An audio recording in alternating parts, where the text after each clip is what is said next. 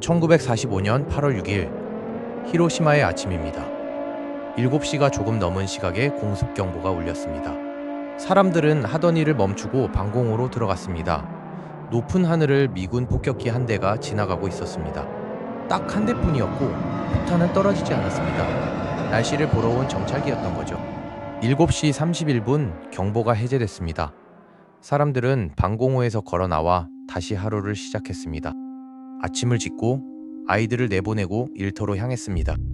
히로시마는 그때까지 큰 공습을 겪지 않은 몇 안 되는 도시였습니다. 그래서 시민들 사이에는 소문이 돌고 있었습니다. 미국이 이 도시만은 남겨두려 한다는 이야기였죠. 그날 아침 이 도시에는 35만 명에 가까운 사람이 있었던 것으로 추정됩니다. 시민과 군인, 그리고 인근 마을에서 일하러 들어온 사람들이 섞여 있었습니다. 그 중에는 조선에서 건너온 사람들도 있었죠.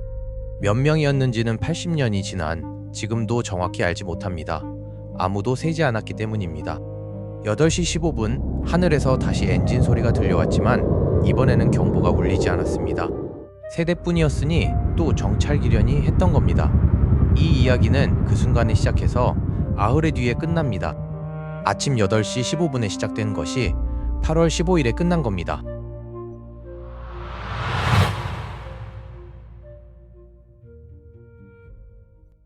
(1945년) 봄 유럽의 전쟁이 먼저 끝났습니다. 5월 8일 독일이 항복하면서 연합군에게 남은 전선은 하나뿐이 됐습니다. 태평양입니다. 미드웨이에서 일본 함대의 주력이 무너진 지 3년이 지나 있었습니다. 제해권도 제공권도 이미 넘어간 뒤였고 일본 본토는 매일 폭격을 받고 있었습니다. 문제는 그런데도 일본이 항복하지 않는다는 것이었습니다. 이길 수 없다는 것과 항복한다는 것은 전혀 다른 문제였습니다. 그해 봄 오키나와에서 벌어진 일이 그 답을 미리 보여줬습니다. 석 달 가까이 이어진 전투에서 미군도 일본군도 막대한 피해를 입었죠. 그리고 섬 주민의 희생이 가장 컸습니다. 전투에 휘말려 목숨을 잃은 민간인이 10만 명을 넘었을 것으로 추정됩니다. 섬 인구의 상당 부분이었습니다. 오키나와는 일본 본토가 아니었습니다. 그런데도 그랬습니다. 그렇다면 본토에 상륙하면 어떻게 될 것인가? 미군 수뇌부는 그 계산을 하고 있었습니다. 상륙은 한 번으로 끝날 계획이 아니었습니다. 그해 11월에 먼저 규슈에 올라가고 이듬해 봄에 도쿄 앞평야로 다시 들어가는 2단 구성이었습니다. 그리고 그 계산과는 별개로 사막 한가운데서 다른 일이 3년째 진행되고 있었습니다. 1942년부터 미국은 새로운 무기를 만들고 있었습니다. 사막의 도시가 통째로 세워졌지만 지도에는 표시되지 않았고 우편물은 사서함 번호 하나로만 오갔습니다. 동원된 인원은 10만 명이 넘었지만 자신이 무엇을 만들고 있는지 아는 사람은 극소수였습니다. 대부분은 부품 하나, 공정 하나만 알았죠. 이 계획의 과학 부문을 이끈 사람이 오펜하이머였습니다. 물리학자들을 사막으로 불러 모으고 이론을 실제 장치로 바꾸는 일을 맡았습니다. 1945년 7월 16일 새벽 그 사막에서 첫 실험이 있었습니다. 암호명은 트리니티. 성공할지 실패할지는 아무도 확신하지 못했습니다. 섬광은 수백 킬로미터 밖에서도 보였습니다.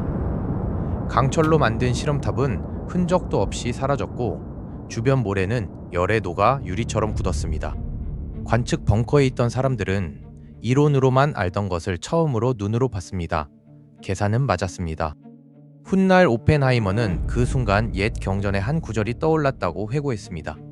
나는 이제 죽음이요 세계의 파괴자가 되었다. 이 실험 날짜는 우연이 아니었습니다. 바로 다음 날 지구 반대편에서 회담이 열릴 예정이었기 때문이죠. 독일 베를린 근교의 포츠담이었습니다. 미국, 영국, 소련의 지도자들이 전후 처리를 논의하는 자리였고 트루먼은 회담 도중에 실험 성공 소식을 받았습니다. 그는 스탈린에게 새로운 무기가 있다는 사실을 슬쩍 흘렸습니다. 스탈린은 별 반응을 보이지 않았죠. 이미 첩보로 알고 있었으니까요. 그런데 같은 무렵 미국 안에서 반대가 나오고 있었습니다.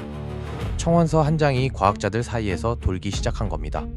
쓴 사람은 이 무기를 만들어야 한다고 가장 먼저 주장했던 물리학자였습니다. 아인슈타인을 설득해 대통령에게 편지를 보내게 했던 이 계획을 출발시킨 장본인이었죠. 그런데 청원서의 내용은 사용 반대였습니다. 굳이 쓴다면 사람이 없는 곳에 떨어뜨려 위력만 보여주자는 것이었고 시카고의 동료 과학자 70여 명이 여기에 서명했습니다. 그가 든 이유는 도덕이 아니라 예측이었습니다. 이걸 실제로 쓰는 순간 소련이 가만히 있지 않을 것이고 그때부터 끝없는 경쟁이 시작된다는 것이었죠. 반대는 군 쪽에서도 나왔습니다. 대통령의 최측근이던 해군 원수는 해상 봉쇄만으로 이미 끝난 전쟁이라고 했고 유럽 전선을 지휘했던 장군도 쓸 필요가 없다고 했죠. 그러나 청원서는 대통령에게 닿지 못했습니다. 군 지휘 계통에 붙들려 있는 동안 대통령은 포츠담에 나가 있었고 서류가 워싱턴에 도착한 것은 8월에 들어서였습니다. 히로시마까지는 닷새가 남아 있었죠. 7월 25일 명령서 한 장이 승인됩니다. 전날 초안이 작성되고 육군 장관과 참모총장이 서명한 문서였죠. 내용은 이랬습니다. 날씨가 허락하는 대로 목표 도시 중 하나에 투하할 것, 그리고 준비되는 대로 추가 폭탄을 계속 사용할 것. 이 마지막 문장이 보름 뒤에 다시 나옵니다. 그리고 이 명령서의 날짜가 중요합니다. 일본의 최후 통첩이 나간 것은 그 다음 날이었습니다. 통첩을 보내기 전에 명령은 이미 서명돼 있었던 겁니다. 다만 단서가 하나 붙어 있었습니다. 8월 3일 이후에 실행하라는 것이었습니다. 그 사이 일본이 항복하면 명령을 거두면 되는 구조였습니다. 7월 26일 포츠담 선언이 발표됩니다. 일본에게 항복을 요구하는 최후 통첩이었고 거부하면 즉각적이고 완전한 파괴를 맞게 될 것이라고 적혀 있었습니다. 일본 정부가 정한 방침은 사실 아무 반응도 하지 않는 것이었습니다. 소련을 중개자로 세워 조금이라도 나은 조건으로 전쟁을 끝내보려는 공작이 진행 중이었기 때문이죠. 그런데 선언 내용은 이미 국내에 퍼져 있었습니다. 침묵만 하고 있을 수는 없었고 군부는 아무 대응도 하지 않으면 싸우고 있는 병사들의 사기가 무너진다며 강경한 발표를 요구했습니다. 그 압력 끝에 7월 28일 총리 담화가 나옵니다. 여기에 그 유명한 단어가 들어있었죠. 묵살입니다. 흔히 이렇게 설명됩니다.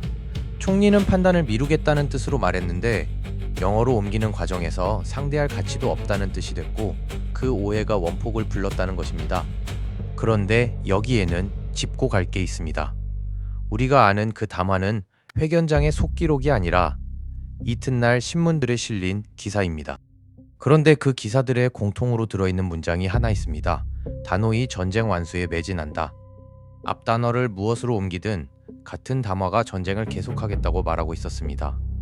번역 하나가 원폭을 불렀다는 이야기는 여기서 성립하기 어려워집니다. 한편 미국은 일본의 외교 전문을 해독하고 있었습니다. 도쿄가 소련을 통해 중재를 타진하고 있다는 것도 알고 있었죠. 그러나 판단의 근거로 삼은 것은 공개된 그 담화였습니다. 목표 도시는 별도의 위원회가 골랐습니다. 조건이 하나 있었는데 지금까지 재래식 폭격을 거의 받지 않은 도시여야 한다는 것이었습니다. 이유는 단순했습니다. 이미 불타버린 도시에 떨어뜨리면 이 무기 하나가 얼마나 강한지 알아볼 수 없기 때문입니다. 목록에는 히로시마와 고쿠라, 니가타가 있었습니다. 한때 후보에 올라있던 교토는 나중에 제외됐고 대신 나가사키가 목록에 들어갔습니다.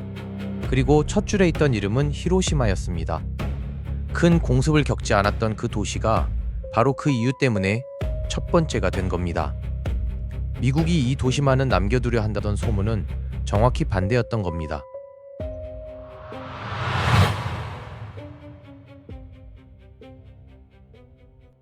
태평양 한가운데 티니안이라는 섬이 있습니다. 사이판 바로 아래에 있는 작은 섬인데 미군은 이곳을 당시 세계에서 가장 분주한 비행장으로 만들어놨습니다. 8월 6일 동트기 전 이 섬에서 폭격기 한 대가 이륙 준비를 하고 있었습니다. B-29였고 기수에는 조종사가 자기 어머니의 이름을 써넣었습니다. 에놀라게입니다. 화물칸에는 처음 보는 폭탄이 한 발 실려 있었습니다. 무게가 4톤이 넘는 물건이었고 이 비행기 말고는 실을 수 있는 기체가 없었습니다. 이름도 붙어 있었습니다. 리틀보이. 사람 별명 같은 이름이 그런 물건에 붙어 있었죠. 이륙은 그 자체로 위험했습니다. 활주로 끝까지 달려야 겨우 떴고 만에 하나 이륙에 실패하면 섬 전체가 어떻게 될지 아무도 장담하지 못했습니다. 그래서 폭탄을 완성하지 않은 채로 띄웠습니다.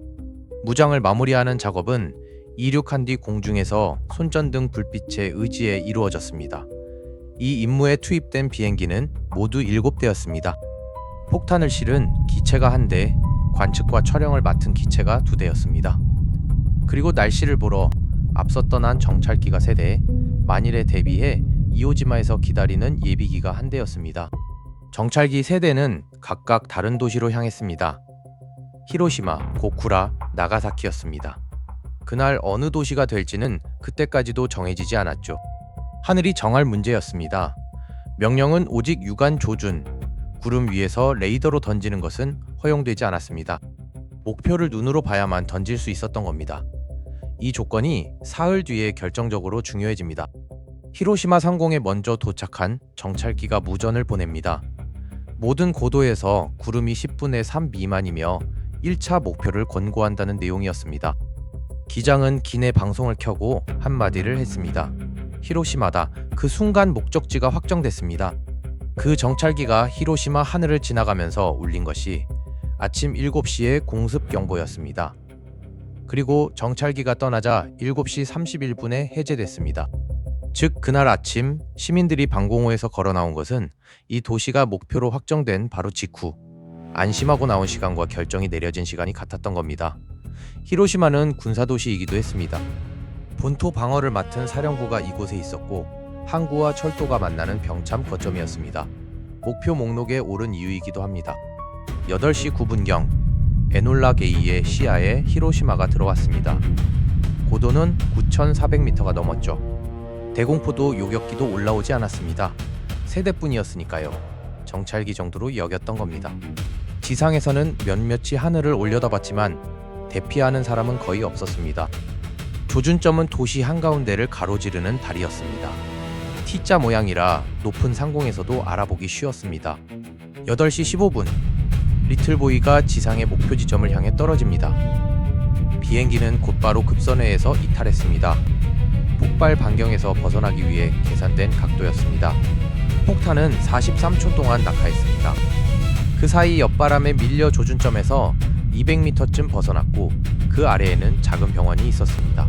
그리고 지상 600m 상공에서 터졌습니다. 땅에 닿기 전에 터뜨린 것은 계산의 결과였습니다. 지면에서 터지면 힘이 땅으로 파고들지만 일정한 높이에서 터뜨리면 열과 충격파가 지표를 훑으며 훨씬 멀리 퍼집니다.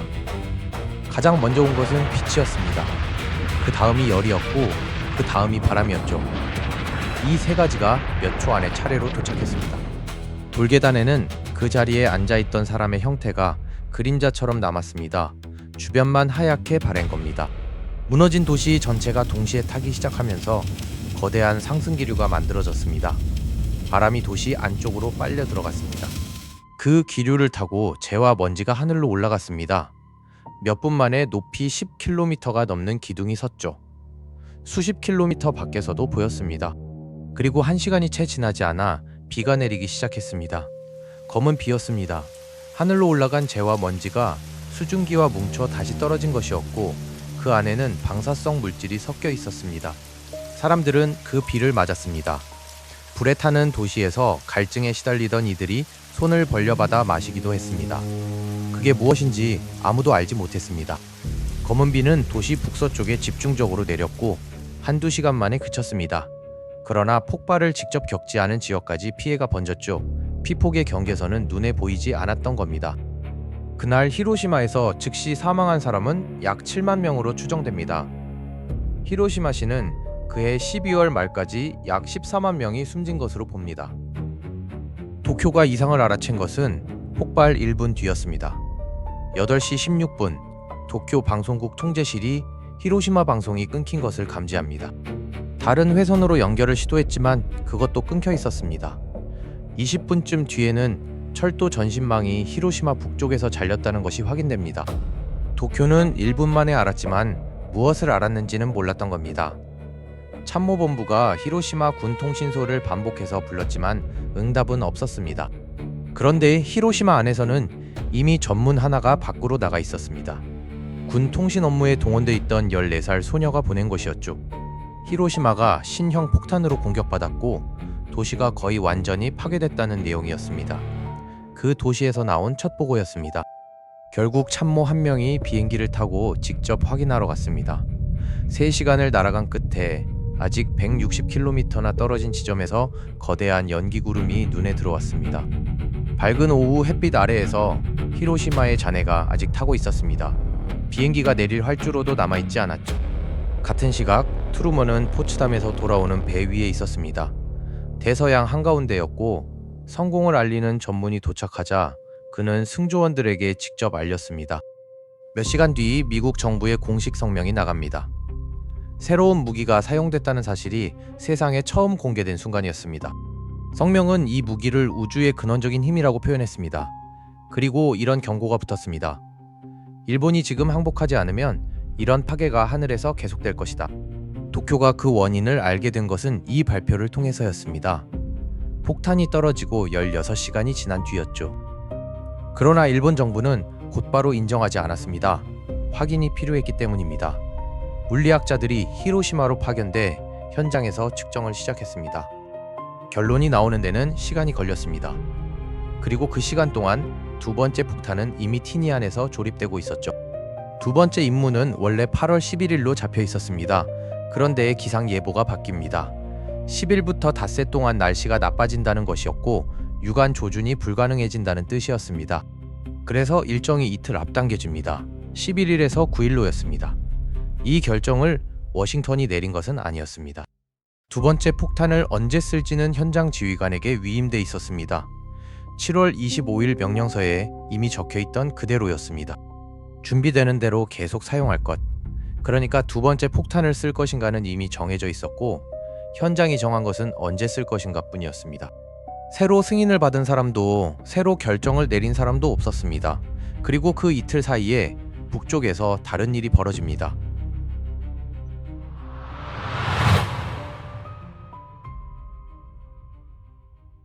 (1945년 2월) 크림반도의 얄타에서 미국, 영국, 소련이 만났습니다.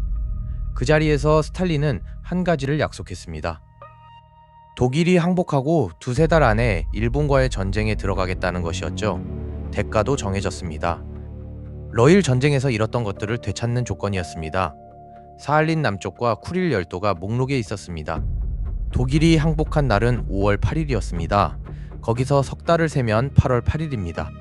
그러니까 이 날짜는 우연이 아니었습니다. 반년 전에 이미 정해져 있던 시한이 도래한 겁니다. 미국이 시간에 쫓기고 있었던 이유이기도 합니다. 8월 8일 밤 소련이 일본에 선전포고를 합니다. 일본은 이 소식에 특히 크게 흔들렸습니다. 두 나라 사이에는 아직 중립조약이 살아있었기 때문입니다. 그리고 그 조약은 일본의 마지막 희망이기도 했죠. 소련을 중개자로 세워서 조금이라도 나은 조건으로 전쟁을 끝내보려 하고 있었습니다. 그 희망을 소련이 직접 끊었습니다. 9일 새벽 소련군이 만주로 밀고 들어옵니다. 100만 명이 넘는 병력이 세 방향에서 동시에 들어왔고 관동군의 방어선은 며칠을 버티지 못하고 무너지기 시작했습니다. 도쿄에서는 그날 아침 최고 전쟁지도 회의가 소집됐습니다. 히로시마가 사라진 지 사흘째였고 소련이 들어온 지는 몇 시간째였죠. 회의는 갈렸습니다. 지금 항복해야 한다는 쪽과 본토에서 한 번 더 싸워야 한다는 쪽이었습니다. 계속 싸우자는 쪽의 논리는 이랬습니다. 저런 물건을 미국이라고 여러 발 가지고 있을 리 없다는 것이었습니다. 육군은 원자폭탄이라는 사실 자체를 인정하지 않으려 했습니다. 국민에게는 신형 폭탄이라고만 발표했습니다. 결론은 나지 않았습니다. 그리고 그 회의가 진행되는 동안 하늘에서는 두 번째 임무가 이미 시작되고 있었습니다. 이번 임무는 처음부터 어긋났습니다. 이륙전 점검에서 연료 탱크 하나에 문제가 발견됐습니다. 그 탱크에 든 연료를 쓸 수 없다는 뜻이었죠. 임무를 미룰 수도 있었지만 날씨가 기다려주지 않았습니다. 그대로 떴습니다. 비행 중에는 몬순 기류를 만나 비와 번개 속을 통과했고 날개 끝에서는 방전 불빛이 일었습니다. 그리고 합류 지점에서 관측기 한 대가 나타나지 않았습니다. 규정상 관측기 없이 진행할 수 없었습니다. 이 무기의 위력을 기록하는 일이 파괴만큼이나 중요하게 여겨졌기 때문입니다. 그래서 기다렸습니다. 30분을 선회하면서 기다렸습니다. 쓸 수 없는 연료 탱크를 안고 있는 비행기가 말입니다. 결국 관측기를 포기하고 목표로 향합니다. 예정보다 1시간 이상 늦은 상태였습니다. 목표는 고쿠라였습니다. 일본 최대급 병기 공장이 있는 도시였고 그때까지 재래식 폭격을 거의 받지 않은 곳이었습니다. 아침에 정찰기가 보낸 보고는 나쁘지 않았습니다. 구름이 적고 앞으로 나아질 전망이라고 했습니다.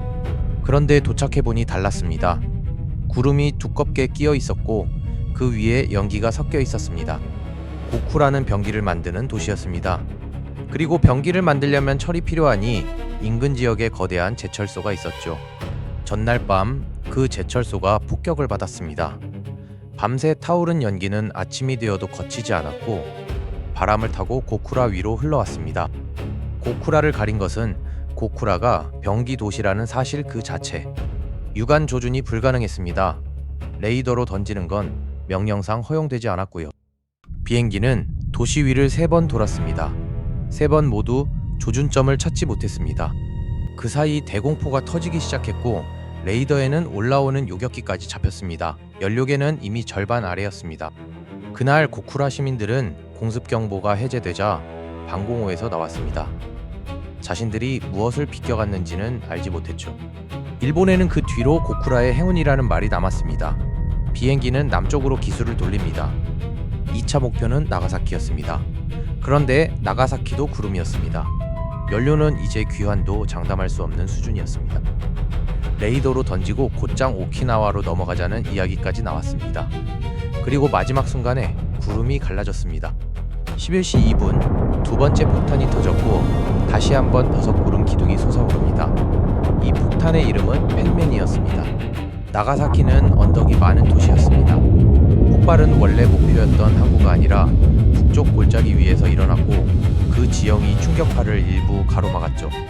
그래서 폭탄 자체는 히로시마의 것보다 강했지만 피해가 미친 범위는 오히려 좁았습니다.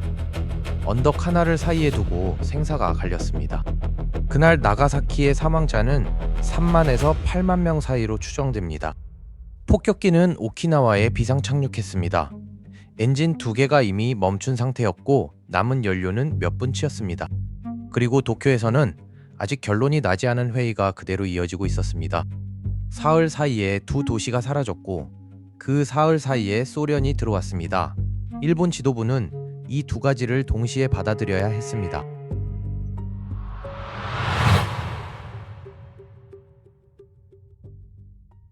(8월 10일) 워싱턴에서 명령 하나가 내려갑니다. 추가 투하를 중지하라는 것이었습니다. 앞으로 원자폭탄을 쓰려면 대통령의 명시적인 승인을 받아야 한다는 내용이었죠. 그때까지는 현장 판단으로 가능했던 일이 그날부터 불가능해진 겁니다. 트루먼이 원자폭탄에 대해 내린 가장 분명한 명령은 사용하라는 명령이 아니라 멈추라는 명령이었습니다. 세 번째 폭탄은 그 무렵 준비되고 있었습니다. 8월 중으로 쓸 수 있는 상태가 될 예정이었지만 그것은 쓰이지 않았습니다. 8월 14일 밤 일본 지도부가 다시 모였습니다. 논쟁은 여전히 갈렸고 며칠째 같은 자리를 맴돌고 있었습니다. 결국 천황 히로히토가 직접 결론을 내립니다. 항복이었습니다. 그러나 이 결정도 완전한 무조건 항복은 아니었습니다. 천황제를 어떻게 할 것인가를 두고 마지막까지 문서의 표현을 조율했죠. 그것 하나를 지키려고 며칠을 더 쓴 셈입니다. 그날 밤 일부 장교들이 항복을 막으려 했습니다. 궁성을 점거하고 항복 방송을 녹음한 음반을 찾아내 없애려 한 겁니다. 음반은 발견되지 않았습니다. 반란은 날이 밝기 전에 진압됐고 주동자들은 스스로 목숨을 끊었습니다. 8월 15일 정오 라디오에서 천황의 목소리가 나왔습니다. 대부분의 일본인이 그 목소리를 처음 듣는 순간이었습니다. 방송에는 항복이라는 단어가 나오지 않았습니다. 대신 이런 표현이 있었습니다. 견디기 어려운 것을 견디고 참기 어려운 것을 참는다. 그리고 새로운 무기가 언급됐습니다. 잔악한 폭탄이 무고한 사람들을 해치고 있으며 계속 싸우면 민족이 절멸할 수도 있다는 취지였습니다. 전쟁이 끝났습니다. 그렇다면 무엇이 일본을 항복시킨 것일까요? 원폭이었을까요? 소련이었을까요? 이 질문은 80년이 지난 지금도 결론이 나지 않았습니다. 소련 참전이 더 결정적이었다고 보는 연구가 있고 원폭이 없었다면 그마저도 소용없었을 것이라는 반론이 있습니다. 전쟁이 끝난 직후 붙잡힌 일본군 지휘관들은 신문에서 두 가지를 모두 이유로 들었습니다. 어느 하나만 뽑지 않았습니다. 아마 그게 가장 정직한 답에 가까울 겁니다. 둘 중 무엇이었느냐가 아니라 둘이 사흘 사이에 겹쳤다는 것이 답이었을지도 모릅니다. 다시 8월 6일 아침으로 돌아가 보죠. 히로시마 상공에 떠있던 그 비행기에는 12명이 타고 있었습니다. 폭발 직후 부조종사는 비행일지에 한 줄을 적었습니다. 맙소사. 우리가 무슨 짓을 한 건가? 라고요. 바로 옆자리에 앉아있던 기장은 평생 다르게 말했습니다. 후회한 적이 없다고, 그 임무가 오히려 더 많은 목숨을 구했다고 했습니다. 같은 비행기에 나란한 두 좌석이었습니다. 그리고 두 사람 모두 자기가 본 것을 정직하게 말했을 겁니다. 히로시마와 나가사키에서 피폭된 사람 가운데 10% 이상이 조선인이었던 것으로 추정됩니다. 두 도시를 합치면 수만 명 규모입니다. 대부분 강제로 동원되어 군수공장과 탄광, 조선소에서 일하던 사람들이었습니다. 두 도시 모두 군수산업 도시였고 그래서 조선인 노동자가 많았습니다. 목표 도시를 고른 기준이 군수시설이었으니 조선인이 많은 곳을 고른 것과 결과적으로 같았습니다. 조선인 사망자는 3만 명이라고도 하고 5만 명이라고도 합니다. 지금까지도 확정된 숫자가 없습니다. 1986년 일본의 한 단체가 원폭 사망자를 추산해 발표한 적이 있습니다. 그 통계에는 외국인 피폭 사망자가 아예 포함되지 않았습니다. 숫자가 다른 게 아니라 세지 않았던 겁니다. 살아남은 사람들 상당수는 해방과 함께 고향으로 돌아왔습니다. 배를 타고 부산으로 들어와 각자의 고향으로 흩어졌습니다. 그런데 그중 많은 수가 한 곳으로 모였습니다. 경상남도 합천. 합천 사람들이 일자리를 찾아 히로시마로 건너간 흐름이 오래전부터 있었습니다. 그래서 히로시마에 살던 조선인 상당수가 합천 출신이었고 돌아온 뒤에도 그곳에 머물렀습니다. 그래서 합천에는 다른 이름이 하나 더 붙었습니다. 한국의 히로시마입니다. 돌아온 사람들은 오래 침묵했습니다. 일본에서는 외국인이라 지원 대상에서 밀렸고 한국에서는 그런 피해자가 있다는 사실 자체가 알려지지 않았죠. 피해는 대를 넘어 이어졌습니다. 2세와 3세에게 나타난 질환이 피폭 때문인지를 두고 인정 여부가 갈렸고 이들을 지원 대상에 넣을 것인가는 지금도 정리되지 않았습니다. 1945년 8월 이후로 이 무기가 전쟁에서 다시 쓰인 적은 없습니다. 그러나 사라지지도 않았습니다. 미국에 이어 소련이 만들었고 그 뒤로 여러 나라가 차례로 뒤를 따랐습니다. 1945년 여름에 청원서를 썼던 그 물리학자가 적어둔 그대로였습니다. 쓰는 순간 경쟁이 시작될 것이라던 예측 말입니다. 그는 틀리지 않았습니다. 다만 아무도 듣지 않았을 뿐이죠. 지금 지구에는 10,000발이 넘는 핵탄두가 있는 것으로 추정됩니다. 그중 상당수는 히로시마에 떨어진 것보다 훨씬 강합니다. 히로시마의 폭탄은 도시 하나를 지웠습니다. 지금의 것들은 그 계산이 이미 무의미해진 물건들입니다. 그리고 그 무기를 쓴 것이 옳았는가 하는 질문도 80년째 답이 나오지 않고 있습니다. 이 논쟁은 아마 앞으로도 끝나지 않을 겁니다. 1945년 8월 15일 한쪽에서는 전쟁이 끝난 날이고 한쪽에서는 나라를 되찾은 날입니다.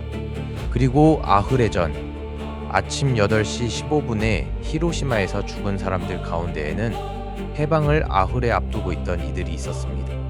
오늘의 이야기는 여기까지입니다. 이 열흘간의 이야기, 여러분의 생각을 댓글로 남겨주세요. 저는 다른 역사의 한 페이지를 가지고 다시 찾아뵙겠습니다. 감사합니다.